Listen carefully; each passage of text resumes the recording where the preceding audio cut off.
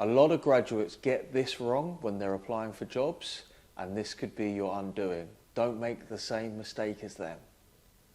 So recently, somebody submitted a comment on our YouTube and said, just curious, I have a higher view for consumer banking.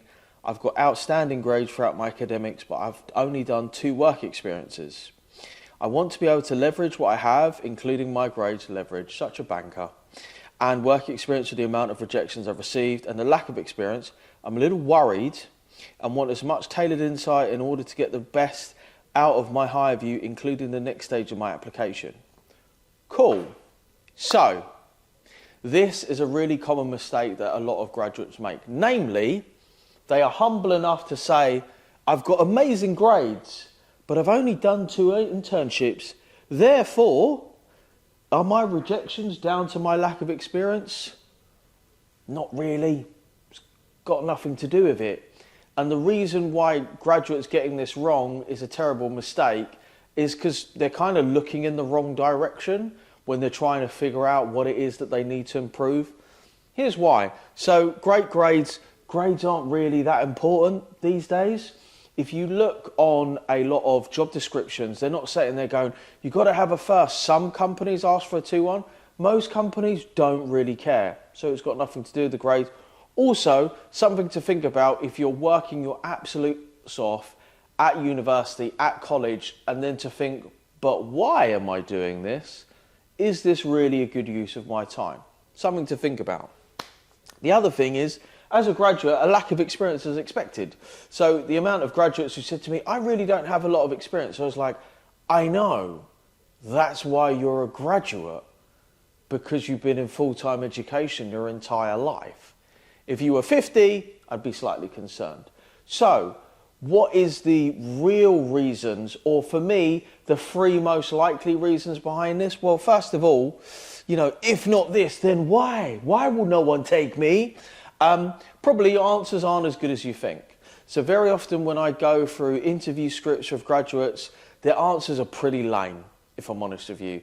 They're sort of pretty generic. They're not specific enough. They haven't spent enough time researching, and they're just a little bit lazy. I personally feel like AI text generation is only going to make that worse, not better. The second reason is their practice is shocking. So don't think just because, and a lot of bright students think this, they're like, I'm super bright, I've got good grades, I don't need to practice. This is ridiculous. It's like saying, I got great grades in biology, so I don't need to study for my chemistry exam. This makes no sense, clearly, but yet you'd be surprised how many really bright students will do this with interviews and then get super upset because they failed interviews because they're like, but I can talk, so why did I not do good at interviews? It's just different. It's just a different type of learning.